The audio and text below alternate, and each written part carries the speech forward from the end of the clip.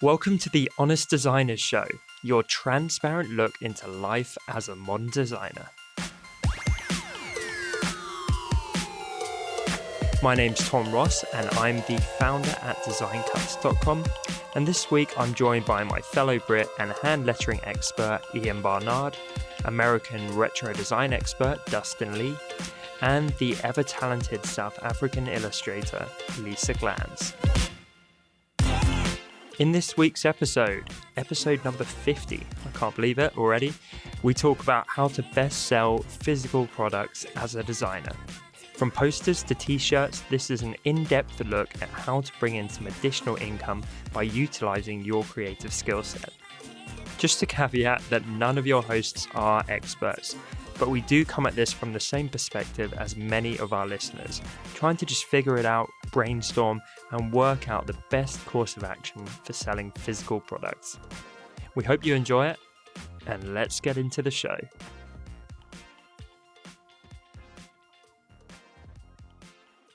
So this week we're talking about selling physical products as a designer, and part of the reason I brought this topic to you guys, right, because I want to talk about this because currently I'm in discussions with Jo Fallon, who we've had on the show previously, and I think she's talking with you as well, Lisa, and She's looking to open an Etsy shop and basically extend her business, try and earn a bit of passive income by selling stuff like posters and physical chalkboards and all that kind of stuff. And I was trying to help her out the other day with some advice on a call, but it did basically occur to me, I don't really know that much about this side of making money as a designer. I know much more the online marketing, digital stuff like that, but I think it's kind of a whole different ball game. And so I'm coming at this episode from a selfish perspective of hoping to get some tips from you guys. And I think we've all got different levels of experience here, right? So maybe should we quickly sum up our limited or considerable experience? Which is nil. From my perspective, it's pretty much nil. We've done a few bits with merch and stuff like that at Design Cuts, but really we're all digital. That being said, obviously I think I've got somewhat of an idea about how to sell products in general, which I think are transferable to physical products. It is. And, gathering attention and getting the consumer interest and that kind of thing. So that's what I'm going to try and bring. But how about you guys on the physical product side? Well, before I started the illustration, because I opened an Etsy shop before I did, the downloads, and that was physical. That was like stationery and jewelry and things like that. And it didn't go well. You had the whole business, right? You were running like a jewelry business. Yeah, with my sister. It didn't go well purely because from South Africa to post anything internationally is like, it's not going to happen. It's too expensive and it probably won't reach there. So I have tried that. I've got a little bit of experience, but not That's really unfortunate because I'm sure you could have made a good go of it. But even from our experience, we've tried to send you a hamper and stuff at Christmas. It's like, okay, so you're going to be getting that mid-July. Look out for it. Well, you know what? I mean, it's crazy because they're actually getting worse. They're starting to not send anything through sometimes. Like you just won't get it sometimes. Why? I don't understand. Why? It's unfortunately it's a mixture of corruption and incompetence, and basically people do their shopping at customs, so you won't get what you ordered online. This stuff I've never received when I've ordered online. You mean people do their shopping at customs, like it goes to customs and people just take it? Yeah, I'm being facetious. They literally, they steal your stuff. Yeah. So there's a bunch of guys working in customs who are getting fat on your mince pies and liquor being imported and stuff. Yeah. What a cushy job. Wow. Yeah. Okay, so Dustin, how about you? So I was trying to think if I'd sold stuff in the past other than Retro Supply. I have, but it's irrelevant. It was not design stuff. But now on Retro Supply, we sell shirts and stickers. Shirts make up not a big part of our business, but we do sell and ship a decent amount. But the biggest thing is we have something called the I Want It All box, which is this $497 box, and it includes all sorts of stuff. It includes a USB drive with 120 gigs of stuff on it, shirts, stickers, a cosmic surprise inside that I can't tell you what it is unless you buy it. But so that's it. But that is done very well. That's been a significant thing that we sell. Cool. And Ian, any experience? I got some of my artwork printed, like properly screen printed. Cost me a lot of money, and I haven't made it back yet. And that was quite a while ago. Okay. And I kind of love this because this is the honest designers after all. And something we've never done is we're here being like, we're big shots who know exactly what we're doing with every element of this. So I'm pretty much a novice. Ian, you're still trying to figure it out. Lisa, you kind of got some traction, but had certain roadblocks. And Dustin, you're doing this successfully, but not on a massive scale. So not a massive scale. No. But you're making good money. You're making money a lot of people would aspire to make just through these boxes, like thousands and thousands of dollars, which is very cool. So props to you. We sound like a bad version of the A Team. We're the Z Team. Because that sounds funny. We're definitely the Z Team. Goodness. Okay, so I think something I would like to do in the future, and hopefully the listeners will get value from, is us having a guest on to really show us how it's done. Someone who is killing it, selling creative work, physical creative goods, and making a small fortune. And I would love to pick their brain. But I think this is almost like a nice intro build-up episode to that, because we're going to be in the same shoes as I think a lot of the listeners. So hopefully they'll be able to empathize, and we can empathize with them, and we can just try and like almost think through this problem on a live call rather than having all the answers. Yeah. Or we can all just ask Dustin because he's the only one who's kind of making some proper money from this. So I guess a few things to go through. One would be we should discuss what kinds of physical products you could sell as a designer, and maybe just spitball that. Another thing I think worth touching on would be what are the key differences between selling physical goods versus digital goods or creative services. So if someone could remember the second part, because I've got a terrible memory, let's maybe dive in first. What kinds of stuff could you sell? So Ian, you mentioned getting some of your work, turning it into prints, posters, high quality prints, that kind of thing, die cut prints, where people could presumably put that on their wall, right? Or home decoration, desk decoration. Yeah. And I think that's a great idea, and people do it very successfully. So it's not like it doesn't work. It's just got to obviously market it correctly. Yeah. And I'm sure, take a bit of time, but hopefully you will recoup that investment and keep trying it from different angles and so on. Yeah. Well, the thing is, it's one of those things that I failed. The thing is, we talk about, trying and failing, but when there's a big financial implication on it, it puts you off quite badly about doing it again. So at the moment, I'm down in my money. I'm not going to do any more prints. Oh, and no, I don't mean doing more. I mean try different ways to ship the stock you have sat there. Yeah. And then you sort of lose, I'm in the mode I lose hope that anyone else is going to buy it, because it's just like no one's really bought it anymore. Didn't really buy it when I promoted it heavily when I first got it, and it's sort of like you become a bit like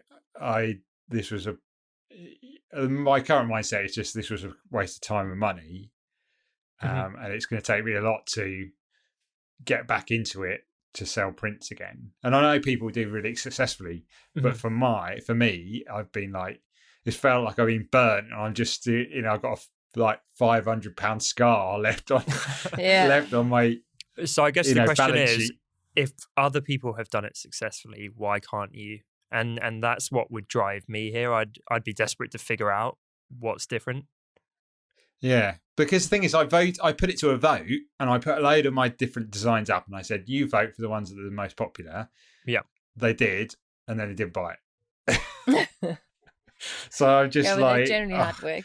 I don't want to, and like I've had my I've done the two things I've sold. I've done a sort of t-shirts as well via an online company called Cotton Bureau, who do like, they get people buy it, but they have to reach a certain amount before they get printed. So you have to sell between like 12 and 15 before they get printed, and then you get a really small cut of that once they're printed. So if you get a really successful shirt, it's really worth it. But I've done tons, and only a couple ever got printed, and they only just reached the number. So it would just, for me, I've not had a successful journey into the world of physical products, and I think you're feeling a bit jaded. And knowing, and also I live in the UK, and majority of the people buy stuff is in America. Yeah, and so the cost of postage is phenomenal, and it's turned up and it's been bent, and I think if I hadn't have done digital products first, it probably wouldn't have been as bad. But because I know how easy and how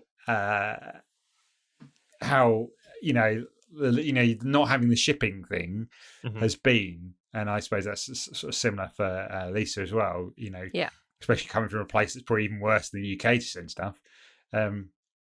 But there's something. The reason why I did it is because there's something special about having a physical, tangible product, that you can't replicate with a digital product. And hopefully I will fall on something that people really.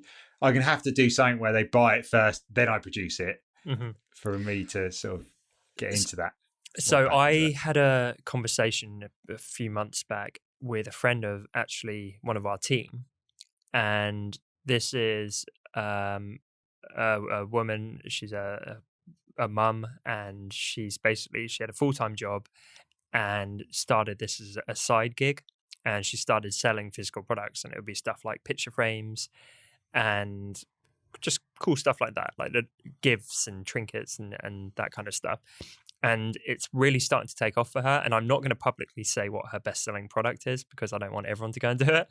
But she basically had something Christmas orientated, which just started doing crazy well. And it would just blow up around Christmas time, and she'd ship more than she could ever handle.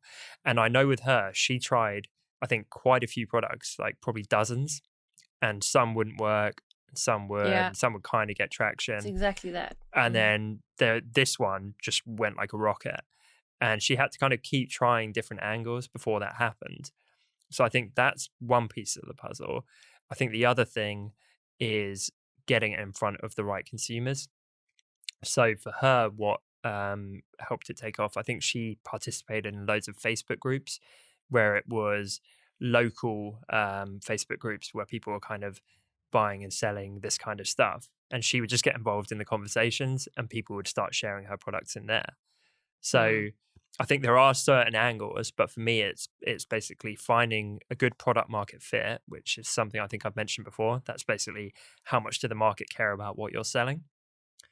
So trying lots and lots of products until you find the right fit that people are really go crazy for, and then thinking about distribution. How are you going to get it in front of them? How are you going to get it in their hands?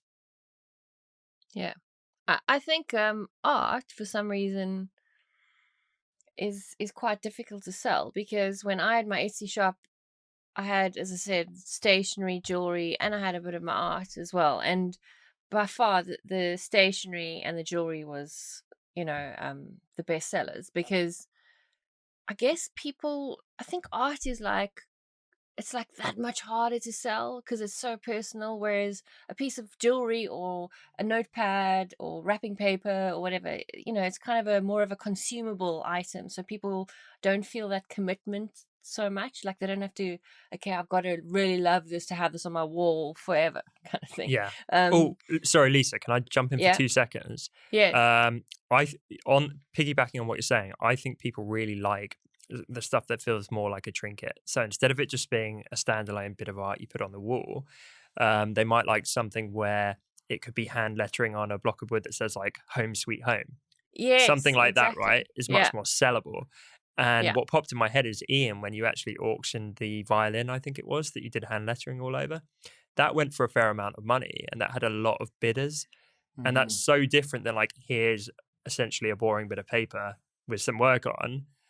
That's a cool item that people would actually want to show off and put in their home. It's a conversation piece. Yeah. The thing is that what the it was a bad timing. It was sort of good and bad timing in one go, because I sent one of my hand lettered saws off to one of the top YouTube vloggers who lives in Brighton, so not far from where I live. He's called Alfie Days, and he featured it on one of his episodes. It was like right at the beginning, and he like mentioned me, and then I was just but this was like 3 weeks before Christmas. I was going away to Canada, and I got hundreds of inquiries for Christmas presents of the hand lettered saws, and I was like, "Don't, mate, you're killing me." So you're here kind of moping and being like, "Oh, I'm jaded and I can't sell physical products." You've got the demand right there. And but I don't want to sell them for like really cheap and lots of them, because it devalues. No, exactly. But you don't need to, because when you're like that violin, how much did that go for in the end? Like a couple of £100, I think. Wow. I thought it was even more than that, because I remember trying to bid on it. I'm sure it was like 300-400, like maybe even more. I don't think it was that high. Really? Okay. Well, I trust you to know better than me on this, but but my point is, if I were you, I would be going to like garage sales, picking up objects for £5 or £10, showing on your Instagram stories and posts the process of you lettering, which you have done before with bike helmets and balloons and violins and all kinds of stuff and saws. And people always like that content. So it's not like you're getting salesy and pushy and detracting from your regular content. So people see the thing take shape, and then you just do a big call to action at the end of each one and say, by the way, go buy this in my store now. And maybe you always do it as like an auction. Kind. You always do it as an auction, maybe. Yeah. The problem is, though, if no one buys it, then that's like, because it takes me, like, preparation also takes me a couple of days, full days. And if I don't sell it, then that's time away from me making other products that I know that might sell. So I agree. But what if it does sell? And what if it takes hold? And what if that becomes a regular fixture? I was going to say, isn't that always the problem if it doesn't sell? I mean, that's always the problem with anything we ever make. Yep. Yeah. I just think the fact you've just said, this guy helped share it, I got hundreds of inquiries. The people that were asking me, when I said, if they said, if you were selling it, I might have an interest in the year. And I said, because I wanted a higher price and make less of them. Yeah. They were like, oh, that's way too much that I want to pay. They were wanting to pay like 30 quid or something. Okay. A lot of these people were thinking, oh, it's like not very much. Okay, well, I also think you have to be realistic and adapt to the market. So I'm sure there is options to either put stuff like this at auction and let the highest bidder get it, or put more time into it and sell it. Or you could do the items that you spend days and days on and sell them for more. But you could find a printing method where you can do a bit of lettering, buy 10 saws, and then kind of like, then it's not a hand lettered saw; it's just a printed saw. Then I suppose because exactly. I don't but you say devalue... the printed one is 30 quid, but the original one on this cool cello is 500. Yeah, but still 30 quid is still lots of time to put something on a. It's just that you're like. But if you found a production method where you could quickly replicate your lettering work, so you do the time up front on one, but then repeat that. Kind of like that one vinyl company does with their dolls. Yeah, exactly. I don't know. Just a thought. Anyway, sorry, Lisa. I kind of jumped into what you were saying because all that popped in my head. But you were saying, so you sold more stationery and more jewelry than the other stuff. Yeah, because as I said, it's a non-committal kind of item. So it's easier to sell. And obviously the price point is a lot lower than fine art, But, I don't want to put people off in selling art, but I reckon it is quite a tough market. It really, really is. I mean, I'm sure if you look at places like Society 6, I could be totally talking out of my behind, but I reckon their biggest sellers are not necessarily the fine art. I reckon it's things like pillows and mugs and, with the same artwork, but it's on items that people use rather than put on their wall. Yeah. But Yeah, I could be wrong. and it's consumable as well. So Yeah, similar I to think my so. friend with the Christmas thing, or Ian with his items. I think if it's perhaps very generic, it's not as sellable. But if it's something that's funny or quirky or Yes. memorable Yeah. or mainly giftable, I think Yeah. the gift market is massive, especially It around is. peak Yes, holiday season. definitely. So if you're Yeah. coming up with something that's kind of, I don't say, Ian, if you were doing like hand lettering and getting that as a print on a mug, and it was like a really funny message to do with Christmas time, that would be like an ultimate Christmas gift that people would then buy, and that's so much more sellable than just here's a Yeah. print which I can buy year round and put it on my living room wall. And the weird thing is the digital art prints that you can download like for $5 or $3 or whatever do really well. I mean, Mhm. if you do like a search on Etsy, you find an artist shop that sells like either framed or non-framed actual physical prints. You'll look at their count, it'll be like, I don't know, 500 sales in 5 years. And then you look at a person who sells digital downloads, but like the quick stuff, like with quotes and whatever. I mean, they're pumping it. So it's like, yeah, I don't know. There's the physical items are really difficult, I Mhm. think. I mean, I Do don't you, want to put people off, but do you think maybe try and sell them more locally? So your you distribution see, yeah, could be you could approaching do that. shops that sell these trinkets and just say, put this in your window and we split the profit. Yeah, I'm glad you actually brought that up, because before I opened my Etsy shop and decided to take on the world, I actually used to do this stuff locally, and I used to go to craft markets and sell them, on Saturdays and whatever, and we actually did really well. So, I think that's not I mean, that's definitely an option if you don't want to do the whole online thing and shipping thing. Maybe you want to test your waters at like a local fair that sells this kind of thing, and see what, does the market actually like what you're putting out there, before you commit to this whole, online shop. Yeah. But yeah, And I it's an do option. think, I know I've mentioned it already, but it's worth reiterating product market fit. Really Yeah. try and tune into that, because if it's feeling like a complete uphill battle and no one wants what you're selling, you probably Yeah, should wrong try place. something new and pivot. Yeah. Because you will really, really know when everyone suddenly clamors over it. You're like, okay, that's the fit right there. And then you can just follow Exactly. that and go all in on that. Yeah, definitely. So Dustin, Oh, given yeah. that you are the only one of us making some real money from this, you're awfully quiet over there. So what's your experience been? What kind of tips would you drop? This is my theory has been designers are the worst people to try to sell t-shirts and prints. Like they, I think, have the highest chance of failing, in my opinion. The reason is because I think people buy shirts, prints, things like that because they want to express themselves. Whereas when designers and artists sell that kind of stuff, they want to express themselves. So for instance, I saw these shirts. This guy was making a ton of money selling shirts that were nutrition labels, but they were for like bodybuilding supplements and stuff like that. So the shirt you'd wear it and it would express something about you. I'm a bodybuilder. I like this kind of thing. As opposed to showing I'm such a great designer. Look, you bought my shirt. That's a great point. So yeah, I could straight away think of a shirt being like, do you even lift, or something like that, right? For bodybuilders. But the beauty is you're selling to a market that aren't designers and can do it themselves, but you're a designer. So most of the stuff being sold to that market probably looks like crap. So what you bring to the, you know what I mean? And I see this all the time, that because it is the bodybuilder market, or it is like the, I don't know, agriculture market, or whatever it might be, it's generally people very poor at design catering to it. So when someone like Ian or you guys steps in, they do such a better job that as long as they get the wording right and kind of, approach that market, the design quality is like 100 times better than what's out there. Totally. I think if the messaging like expresses the person buying it, they're likely to buy it. So like, for instance, I'm wearing this shirt that says, since we're doing video, it says tacos, and it's like a drawing of a taco, right?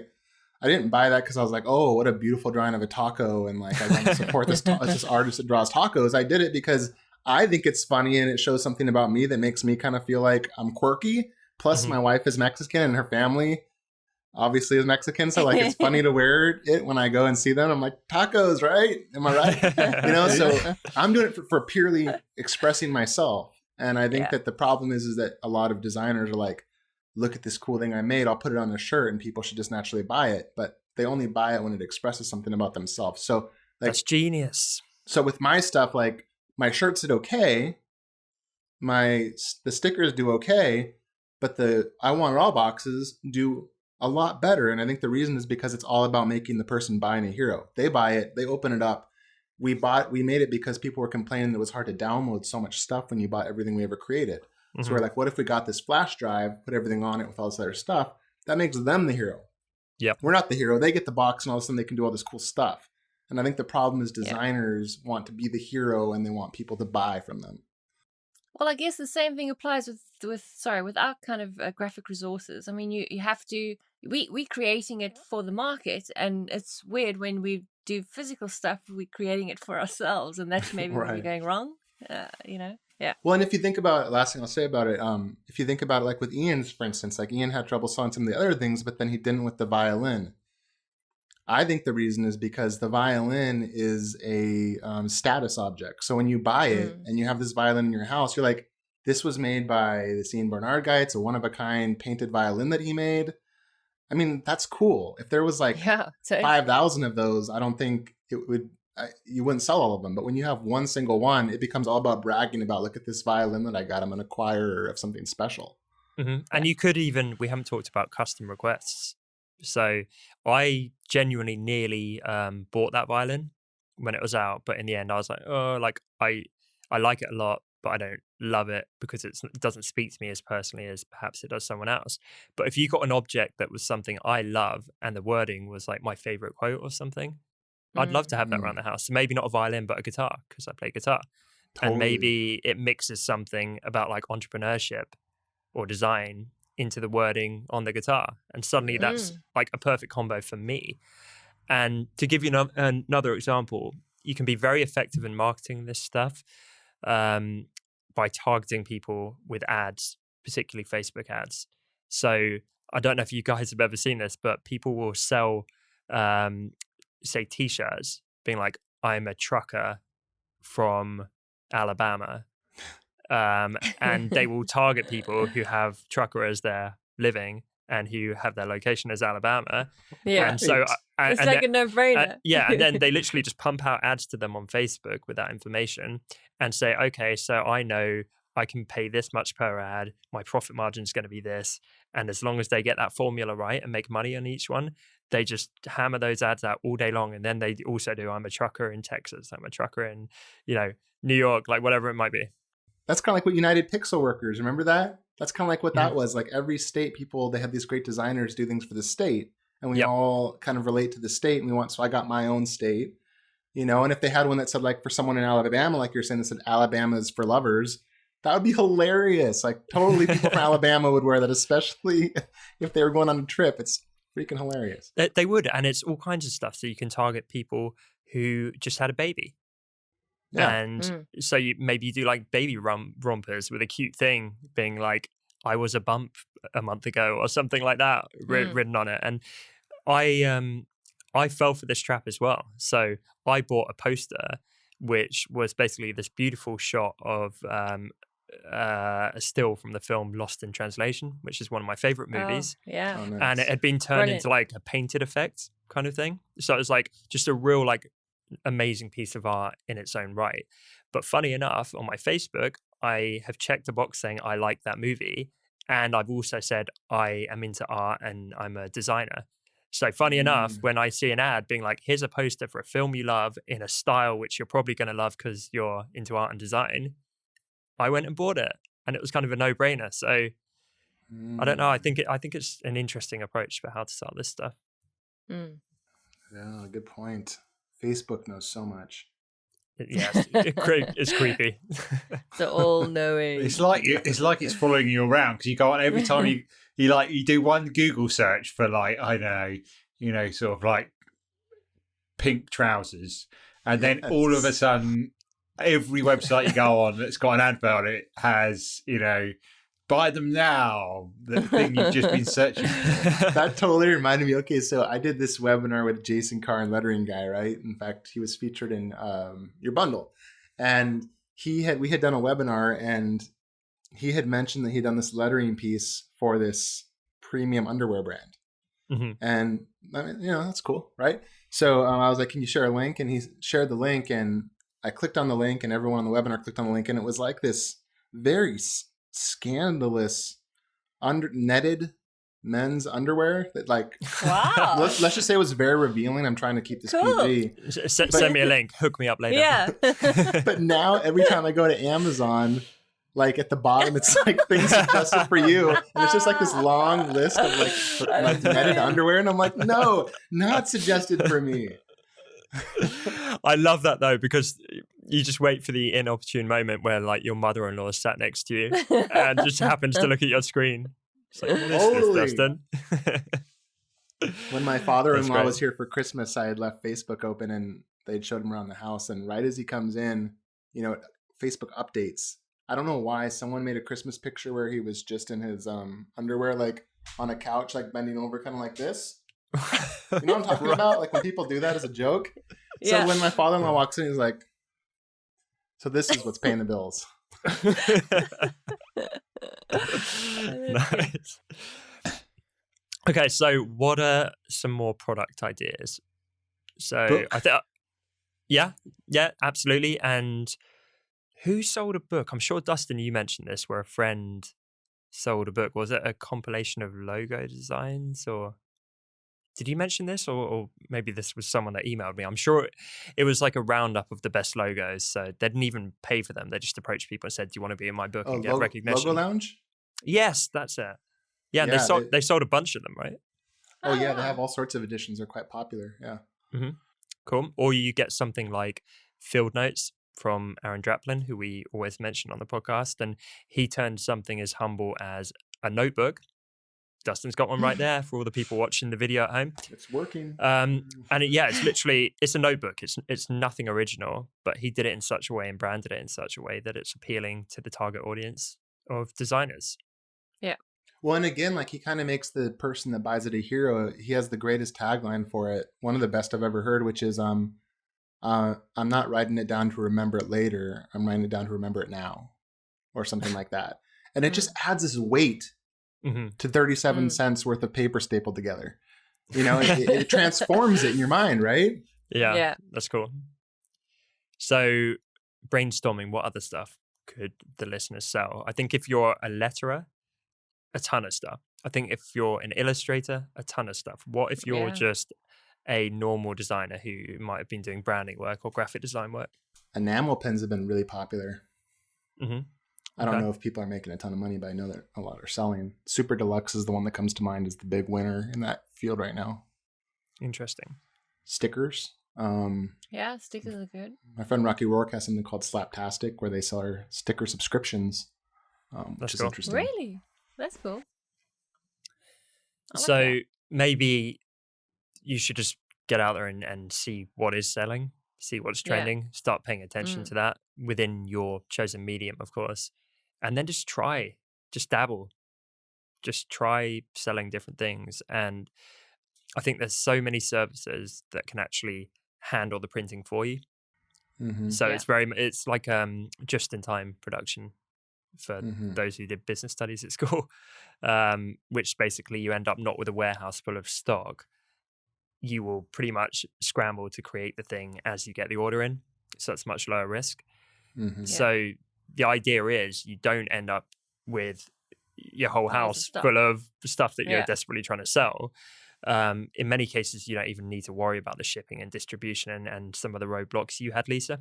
So obviously you were making your stuff in person, but you could have done it where maybe you want to start putting your adorable bunnies on mugs and you just go to Zazzle or any of these sites like that. You upload it. They handle all the refunds and the shipping and the transactions and you just get a paycheck. So something fun fact about this I heard is, you know how there's these late night infomercials, right? And they say like 6 to 8 weeks delivery. Yeah. The reason it takes so long is because they wait till they hit a certain amount of orders to get the lowest cost in the order. So oftentimes when you buy, it's not that it takes them 6 to 8 weeks to fulfill and deliver it. It's that they're waiting to hit a number before they actually order manufacture it. So when you buy, you're paying in advance. So that's another example of just in time, or maybe Yeah. late time. Yeah. It's interesting. And just a comment to make in terms of the photographs of your product, because we often spoke about selling digital products and how important the previews are and everything. The photographs of the actual physical product are just as important, because there's no way of them to like pick it up and check it out. So you've got to make it really juicy and sexy and yummy for them. Those were some amazing adjectives. Yes. Okay, speaking of that, can all of you remember the last thing that you ordered that was a physical good online, like other than something like toilet paper on Amazon? Yes. Like, what was it? I'm just curious, like, what the last thing you bought was. It was a little brooch and a what do you call this thing? Bracelet. Mine was a laundry basket. Really? Very exciting. You bought it online? Are you serious? I buy everything from Amazon. I've got a friend who refuses to use them because of their tax evasion, but for me it's so convenient. I buy it like before I even know I press the button. They make it that easy, and then I've got Prime, so it shows up at my door the next day. And wow, bit of a Prime addict. No, what about something from a designer? Have you bought anything recently from a designer that's physical? I think that poster I mentioned, that wasn't that long ago, and that had been like nicely designed and that kind of thing. Got some prints, some artwork as well, some typographical stuff. It was like a frame poster of an ampersand done in quite a nice way for the home office. Love those. Cool. Yeah. How about you, Ian? Last thing I bought is some coffee online. Of course. Oh, good thing to buy. I don't think I've bought any prints or anything like that. We get you bought quite a few of them by the sound of it, but you need to sell them.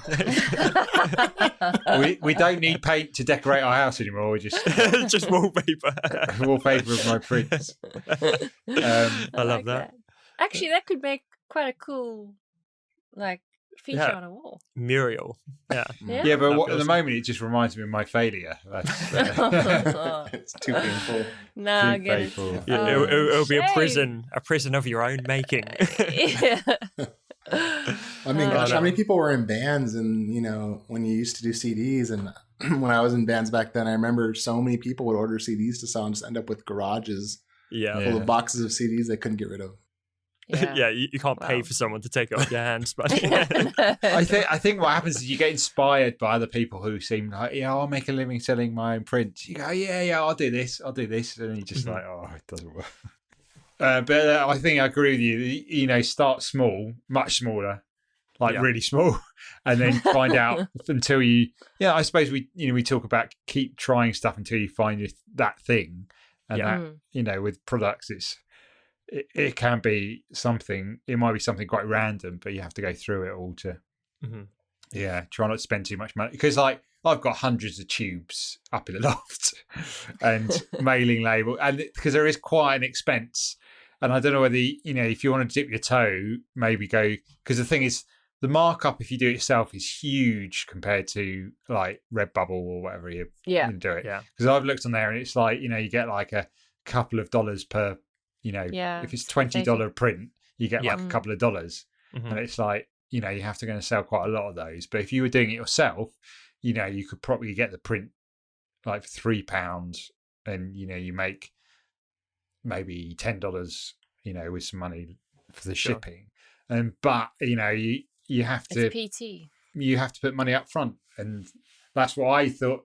That's what I tried, and it's probably wasn't the best thing to do for my first go of selling prints. So now don't let it put you off for life though. And I think a lot of it is just getting that initial traction. They always say the first sale is the hardest.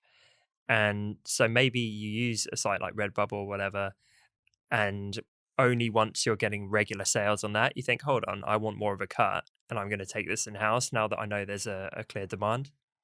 Yeah. But I think piggybacking on your dilemma here, Ian, should we maybe touch on validation? Because that's something I always try and encourage people to do. How can you validate your idea before investing a bunch of time and money? How do you know what people are most interested in? And I think one thing you did, which it sounds like didn't play out, but certainly can for a lot of people, is get your audience, if you have one, to vote. So you literally ask them, like, you could start by saying, would you buy a poster off of me? Yes or no, or how much would you be willing to pay for a poster, something like that. When you validate that and they go, yes, we want a poster, you say, okay, here's 4 options. Which one are you most interested in? And you focus on doing that first. You could even do stuff like pre-orders.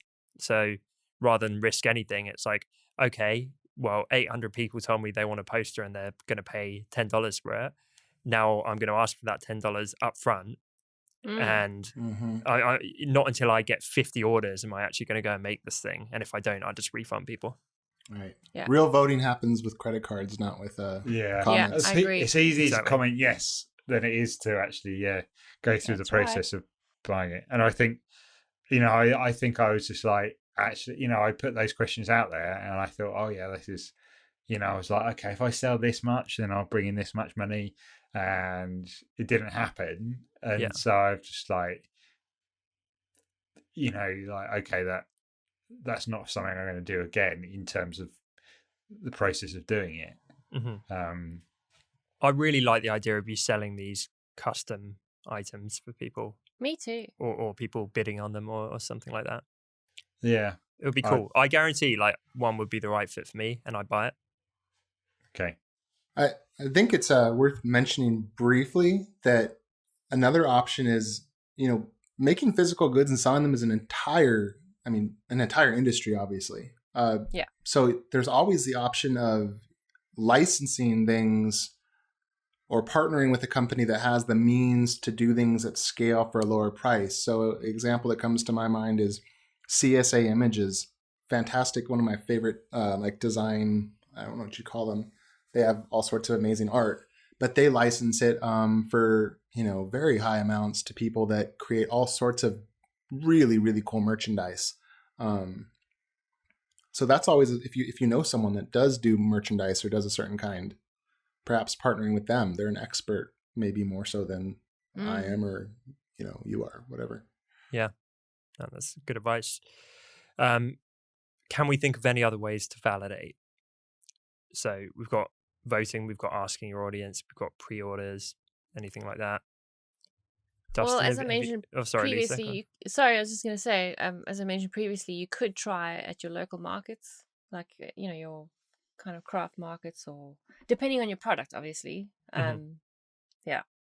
You could even try shops. You could approach shops, your local shops, and that sell that kind of thing, and say, would you be interested in taking 1 or 2 copies and seeing if it moves? That kind of stuff.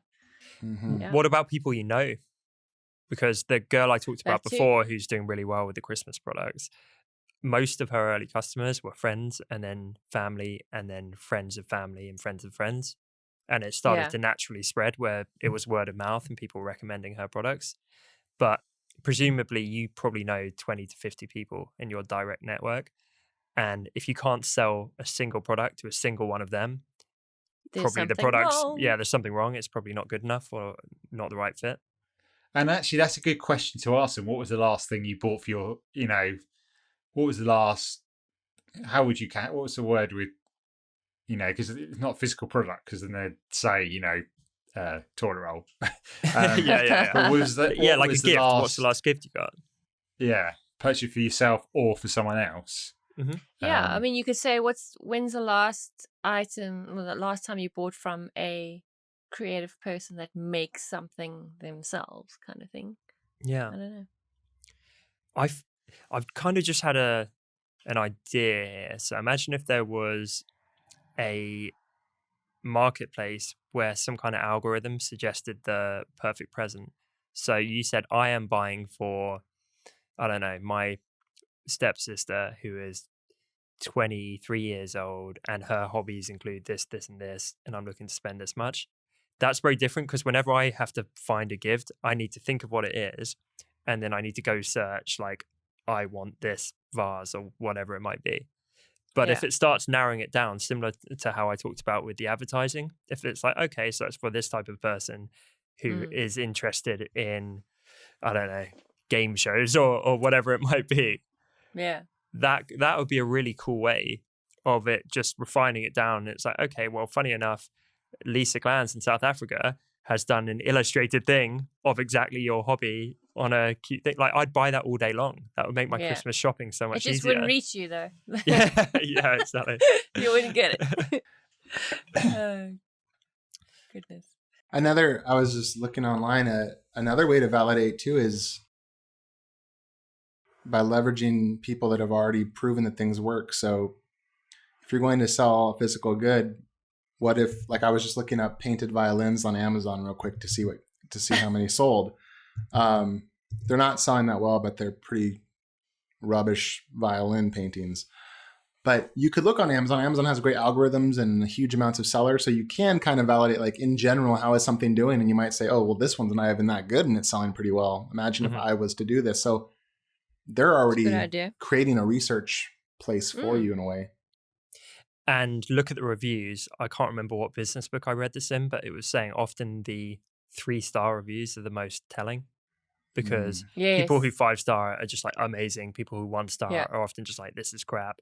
The 3 stars are where it's like, it's good, but the quality kind of frayed at the edges, or it's good, but this is wrong with it. And so if you're trying to tap into that, you're like, well, I'm just going to do that, but fix that problem or do a better job. Yeah, I love that. Cool. So any other thoughts on the physical goods thing, or shall we maybe wrap up with a little summary? And again, I feel this is going to be an ongoing discussion. I do want to get an expert in. I'm sure we would all learn a lot, the 4 of us, from someone who's killing it doing this. But I think hopefully we ruminated over a few valid ideas to get the ball rolling for people. Yep. Or maybe not. I think maybe it's just nonsense. I think we've helped them go in there not blindsided. You know, it's good to know how people have failed, so you can avoid those pitfalls. Yeah. If it makes you feel better, Ian, I've got a box of like jewelry boxes that I had printed still sitting there. I mean, I don't know what I'm going to do with it. So yeah. You could put your portrait creator on a USB stick and put it in it. Except it's got some like other business name on it. They'll be like, what the hell is this?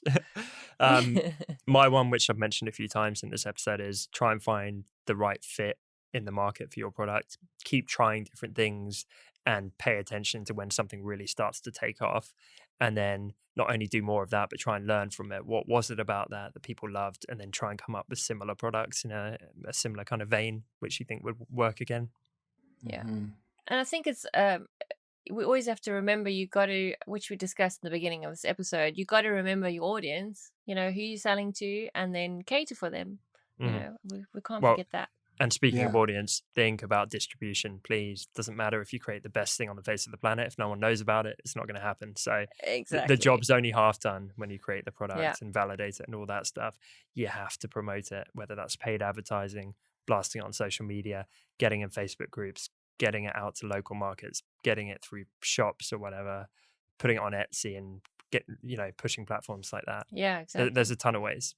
I would say too, if it's something that has low utility, like for instance a print or a shirt or something like that, make sure that it's helping the person to express themselves or an aspect of their personality or who they are, not that it's a fan print or shirt for your own brand. You know what I mean? Yeah, 100%. Yep. Something quirky. I like that. Someone wears it or owns it and goes, yeah, that's me. Yeah. Cool. And I think final one for me is, don't focus on how am I going to sell my first 1,000 products. Focus on how are you going to sell your first one. I don't care if it's through a third party and you make $1 profit on it. Yep. That's the game changer. Most people don't even make it that far. If you can sell 1, you can sell 100. Start small. I like that. Good advice. Yeah. Cool. Well, as always, that is all from us. So we'll see you next time. See Bye, ya. Guys. Bye. Bye. Thanks so much for listening to this week's episode. We hope that it helped you to think about some of the avenues available to you selling physical products. As always, you can find full show notes over at honestdesigners.com. or find us over on iTunes by searching for The Honest Designers Show. If today's episode helped you, then it would mean a ton to us if you took just a moment to leave us a quick review over on iTunes. We always appreciate the feedback, and it's one of the best ways for your fellow creatives to discover the show. Thanks so much again for tuning in. We hope you enjoyed this, our 50th episode, and we will of course see you next week right here on The Honest Designers Show.